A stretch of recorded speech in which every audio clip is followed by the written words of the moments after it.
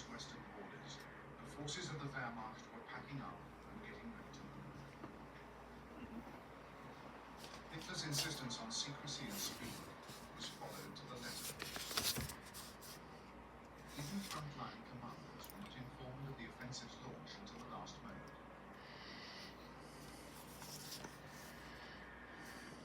In the early hours of May the 10th, Luftwaffe crews were roused out of their beds and told to be ready for action within 15 minutes.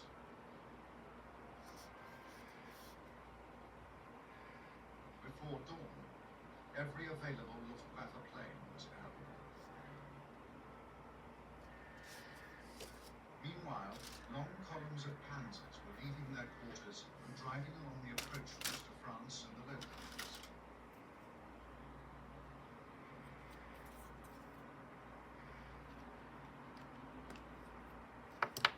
At first light, the skies over Belgium and Holland were suddenly filled with the roar of Luftwaffe planes.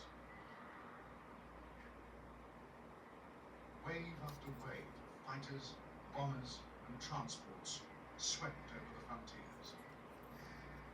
After 8 months of uneasy peace, war had finally come to the west.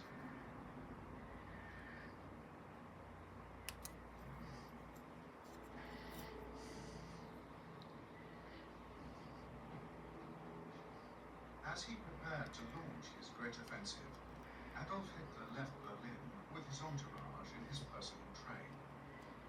Despite the wariness that some of his generals continued to feel about the coming campaign, he felt supremely confident. He asserted that the French were too fond of easy living and lacked fighting spirit. He declared that by applying all means at its command, Germany could deliver one gigantic knockout blow.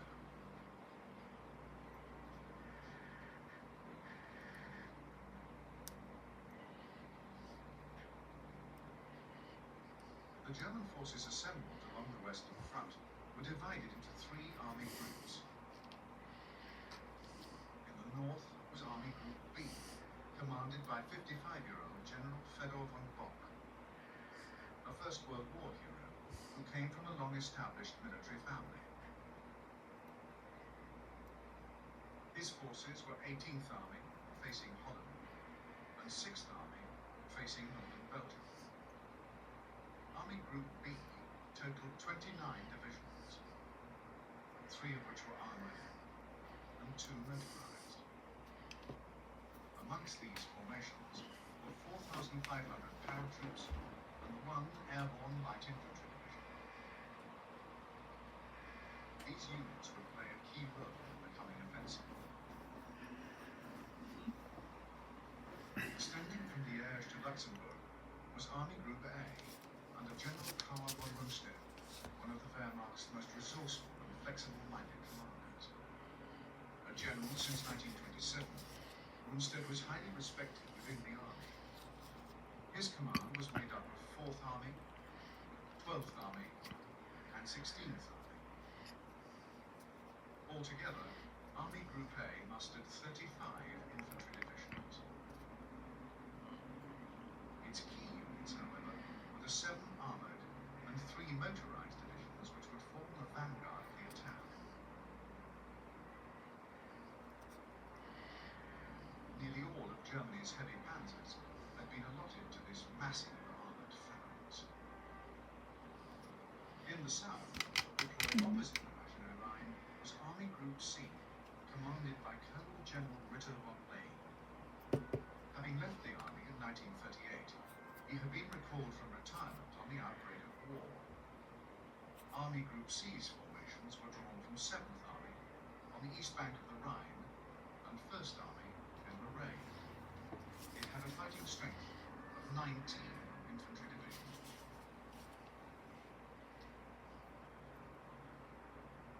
Added to the ground forces was the formidable striking power of Hermann Göring's Luftwaffe. A prominent World War I flying ace, Göring had risen to be the highest-ranking Nazi after Hitler himself. The Luftwaffe had over 3,000 planes committed to the Western offensive. Army Groups A and B were each supported by a self-contained air fleet, comprising fighters, bombers, and reconnaissance aircraft. The Stuka dive bombers, which would provide close support artillery for the armor, remained under the centralized control of Goering. The Germans maintained a reserve strength of 42 divisions, of which 2 were motorized. This reserve was under the direct command of the Commander-in-Chief, General Walter von Brauchitsch.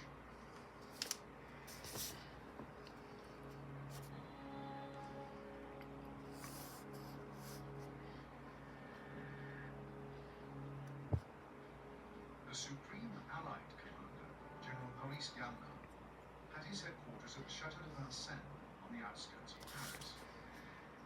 Gamla had chosen Vincennes so that he would be close to his political masters, but it was nearly 100 miles from the front. It did not even possess a radio communications center. From this distant ivory tower, Gamla surveyed the Allied forces poised to meet the German onslaught.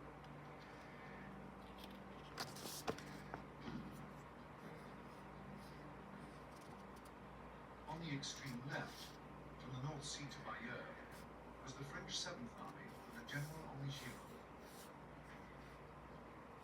60 years old, Giraud was considered one of France's ablest generals. His army consisted of 7 elite divisions, including 2 motorized infantry and 1 light mechanized division. Next in line came the British Expeditionary Force under Lord John Galt. Though subordinate to Gamelin, Galt had the right of appeal to his own government before carrying out any order which imperiled his force. The British Expeditionary Force's position stretched from Bayeux to Meaux. It included 9 infantry divisions and 1 tank brigade, as well as supporting units. From Meaux to the western end of the Maginot Line was Army Group 1 under General Biot. Biot would also be given the responsibility of liaising with the Belgian forces. Army Group 1 consisted of 1st Army, 9th Army, and 2nd Army. These formations comprised 21 divisions in all, including 40 infantry, 3 motorized infantry, and 6 light mechanized divisions.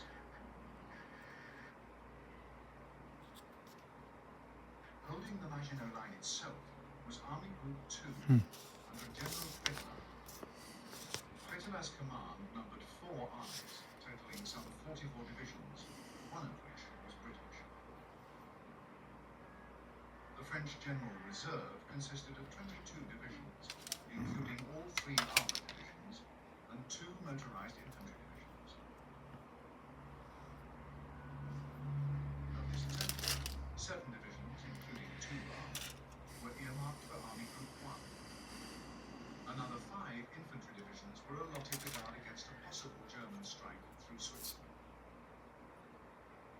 The French Air Force's planes were deployed in so-called zones of air operations, corresponding to the boundaries of the different army groups. The French Air Force numbered some 1,200 planes, comprising bombers, fighters, and reconnaissance craft. These were reinforced by 350 planes of the RAF. To the north, the Dutch army mustered 8 divisions, with 2 more in reserve, and the Belgian army fielded 18 divisions, with an extra 4 in reserve.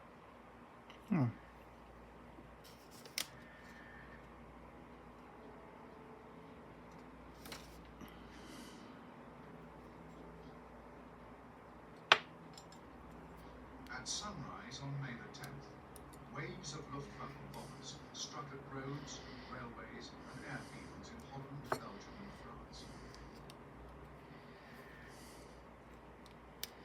While the Dutch frontier defences were being attacked to the east, thousands of German paratroops and airborne troops were dropped over the key cities of Rotterdam and The Hague. These troops took the Dutch defenders completely by surprise and succeeded in capturing and holding the vital bridges on the Rhine until the mobile ground forces could come up. It was the first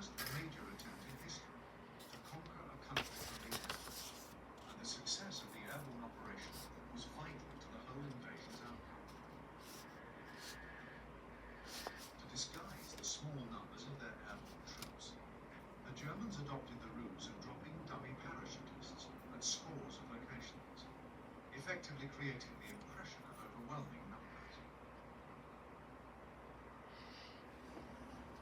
The trick also helped spread panic and confusion amongst defending forces.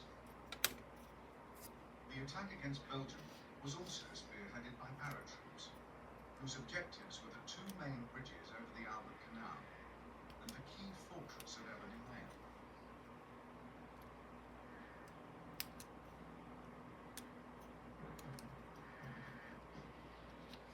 The fortress was the linchpin of Belgium's main line of defence.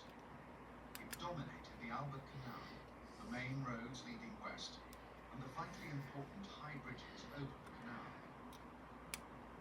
Built between 1932 and 1936, it was regarded as the strongest fort in the world.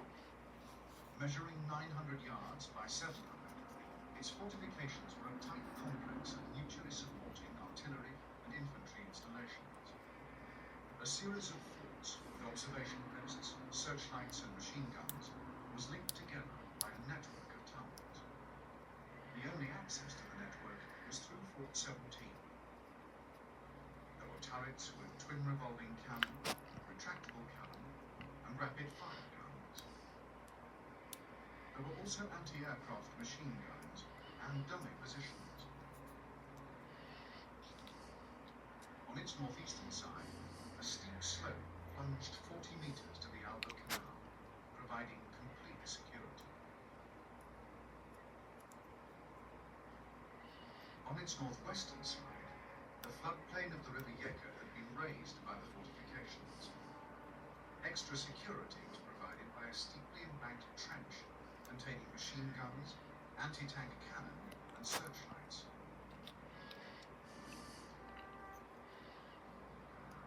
Similarly, equipped trenches faced west and south, and here there were also 4-meter-high walls. The Allies counted on Ebony Mail holding out for at least 5 days, which would give their troops time to get in position on the Deal line. The mission of capturing Ebony Mail was entrusted to a tiny but highly trained unit of 78 parachute engineers. The key element in the attack was the use of gliders, which transported the troops to their target in absolute silence. Attack from the air was the one thing Ebony Mail was not protected against. When the gliders crash-landed onto its roof in the dawn half-light of May the 10th, the defenders were taken completely by surprise.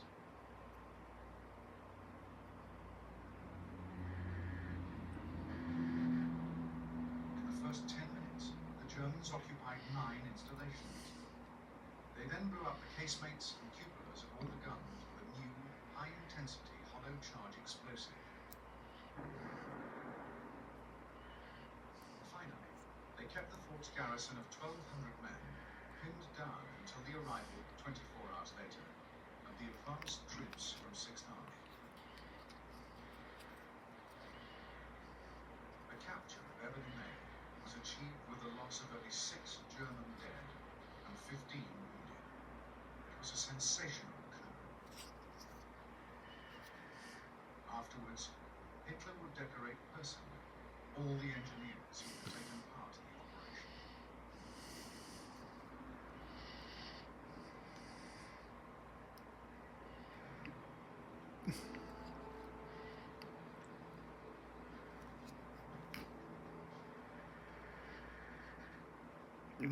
About an hour and a half after the opening of the German offensive in the north, the French commander, General Gamelin, ordered the implementation of the deal. The units of the Allied First Army Group rolled across the Belgian border and advanced towards their allotted positions along the River Deal. Here they planned to halt the advancing Germans. Gamelin felt calm and confident, delighted that the Germans were attacking just where he had guessed they would.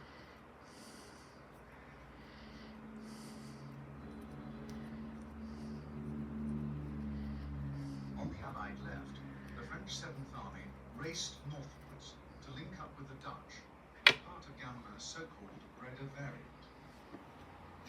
By lunchtime the following day, they reached Tilburg, only to find their advance cut off by the 9th Panzer Division. the Dutch had already been forced to retreat northwards. Gamelin's Breda variant was thus negated to strip, and Giraud had no option but to fall back towards Antwerp. Along the River Deal itself, other Allied units were horrified to find that the defences were incomplete. Worst of all, the quick collapse of Ebony Mail had already forced the Belgians to start falling back toward the Deal, well before many of the Allied units had even got into position.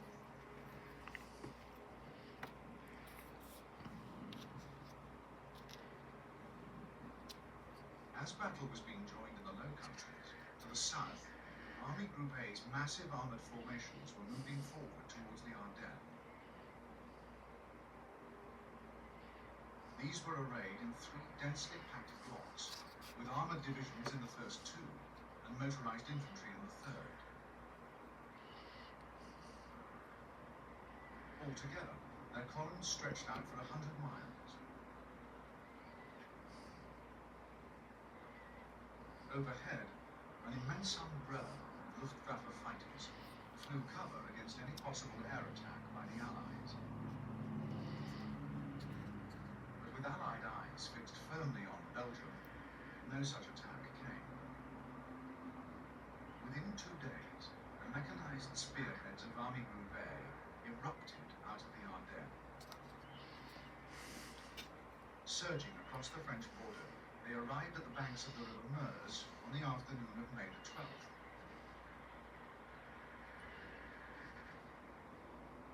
The German forces in this sector comprised 3 Panzer divisions and the elite Großdeutschland motorized infantry regiment. For their imminent attempt to cross the river, they were promised overwhelming air support. Facing them were 10 infantry divisions drawn from the French 9th and 2nd Armies. These were woefully short of anti-tank and anti-aircraft artillery, and 6 of the divisions consisted of reservists, many of whom were over 40 years old.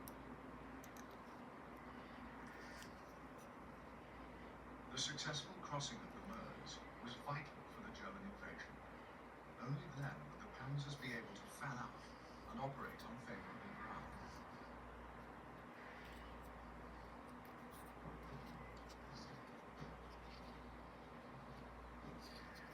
When the Germans launched their assault, the main effort was made just west of Sedan.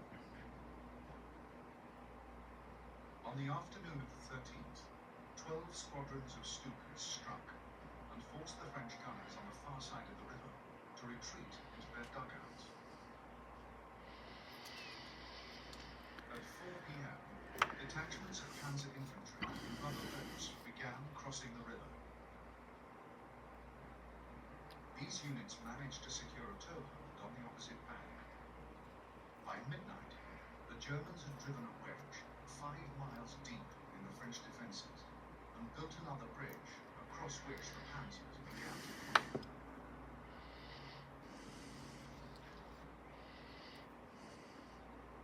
On the 14th of May, Allied airstrikes were mounted against the German bridgeheads, but as in Belgium, ground flak units beat them off, inflicting heavy casualties. Indeed, in this engagement,